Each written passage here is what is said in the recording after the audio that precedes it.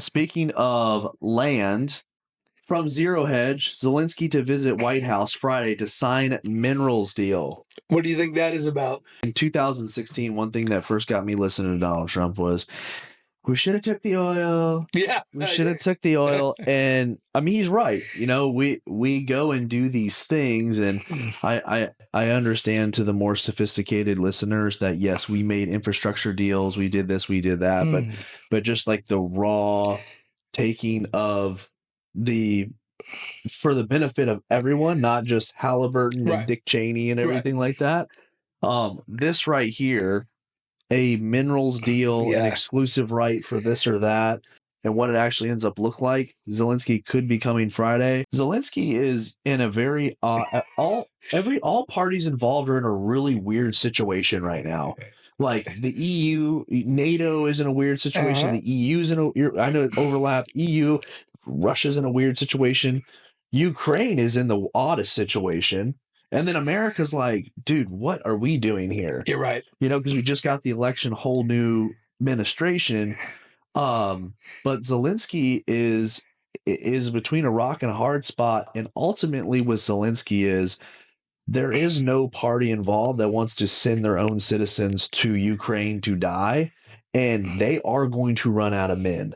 Yep. They are going to, if we can give them all the money, all the weapons, they are going to run out of young men that are going to die. Their desertion rate is through the roof right now. Right. And with Europe, it's very easy to leave Ukraine and get to another country, and they can't export you back to Ukraine to go fight. So he has to come to the table. Yeah. Now, he could have made a better deal. And he tried to make a deal. In his defense, I'm not a big fan of Zelensky. And I said this whole thing was going to be a racket from the beginning. Of course, all the little people with the Ukraine flag in their bio and shit, all of them are on too fat to serve. Yeah. They never served in their life. They don't know anything about political corruption. They don't know anything about Slavs. How dare you, Kyle? Dude, I was getting torn up.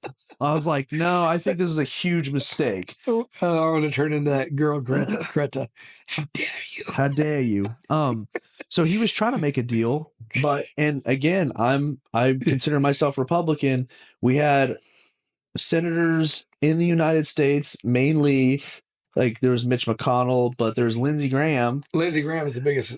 Zelensky, you got friends over here. You're just doing bang old job over there. Yeah. It's like, dude, when you say that with the backdrop of like young men fighting in trenches and throwing fire on top of each other is a wild thing to say. But he thought he had all the money and all the weapons, and eventually NATO he was going to get NATO membership, and then there we would be in Ukraine for some reason, on the Euro step. But now they told him don't make a deal over a year and a half ago, 2 years. Well, this started in 2020, so let's say 2023. They said don't make a deal.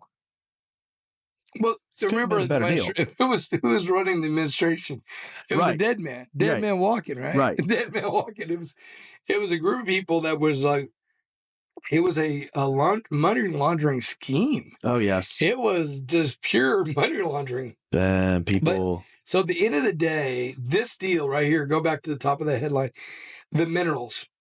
This is the Trump playing chess. This is the, what do they call it? The checkmate piece. Once we get the mineral deal, the war is over. The war is over. The war is over. And guess why? Because we're in it.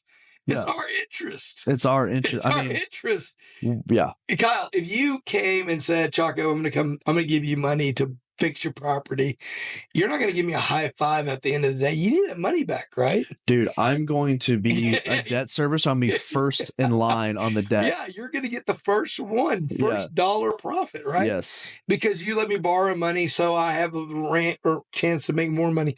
The whole thing about the Zelensky thing was we needed to know, we as society were just, first of all, the Biden administration was making it oh, look, oh, poor Ukraine, but yeah, they invaded, but what are you doing provoking a bear?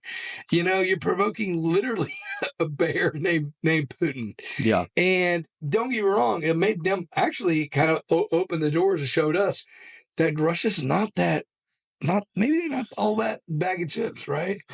And so it was kind of funny how that worked out. But I also think that the whole the money from the mineral rights, we were always going after that. That was the ultimate goal, the rare earth minerals.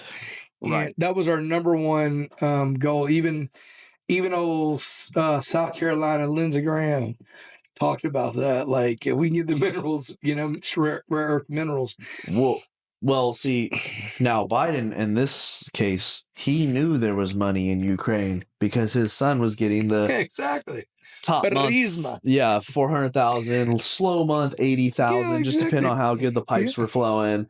So he knew there was money there, and so he said, so he kind of had his administration kind of had the foresight on that.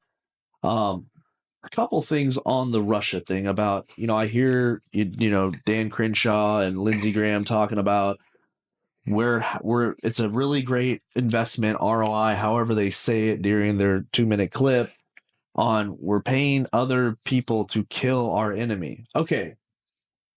Fair enough. Yeah. That in a vacuum is probably a correct statement if you were in a war college, right? Yeah. There's a lot of things wrong with it. I do agree that right there, this war has really exposed the necessity for not needing NATO or having a NATO that we're not paying almost 65% of the weight for. You're telling me, so when this thing kicked off in 2022, I might get the dates wrong, 2022, they're coming from the north in Belarus, they're coming from the east in Russia, and they're going down the highways. They're trying to get to Kiev. America scrambles, starts sending them random weapons caches. We're sending them as many Stinger missiles as we can get, or whatever the new modern thing is for it. So we essentially just flooded the place with what we could get them, but really it was not a lot. Zelensky opens up his armories. He just tells his citizens, just come and get them. Yep. Right. He couldn't mobilize correctly. Right. And it's a very tricky thing to do. Right. Right. Anyways, they never even make it to Kiev. They make it very close, but they don't actually get to Kiev. So that tells me everyone's worried about Russia rolling across Poland, coming into Deutschland, going into Berlin, going down to Paris. It's like, dude, they could not get to Kiev, which is like 20%. People consider them Russian. 20%. They call themselves Russian. They have Russian heritage. They, want to be a part of Russia. They could not get to there. Yeah. NATO is done, dude. We need to get out of there. We're paying 3.4% on a $30 trillion economy, and you got Estonia throwing in $40,000 or something, and they're like, hey, we're all even, right? Fuck you. No, we're not even, dude. That's not okay. Yes. So I think the only thing I would clap back a little bit with is do it. We need to have the chess pieces over there in Europe, because Europe is a necessary ally. And yeah, no doubt, Trump is the first one, and he's just in our presidency that said, "Hey guys, pay your fair share. Let's go. Let's go. You need to put your money in. We're doing all the legwork and all the hard work." And so it's Trump is actually a CPA. Trump is actually the CPA of the nation, the world. He's going around and says, "Hey, by the way, you owe this much money. Yeah, this is the accountability for you. You want that safety? I'll give it to you." Now,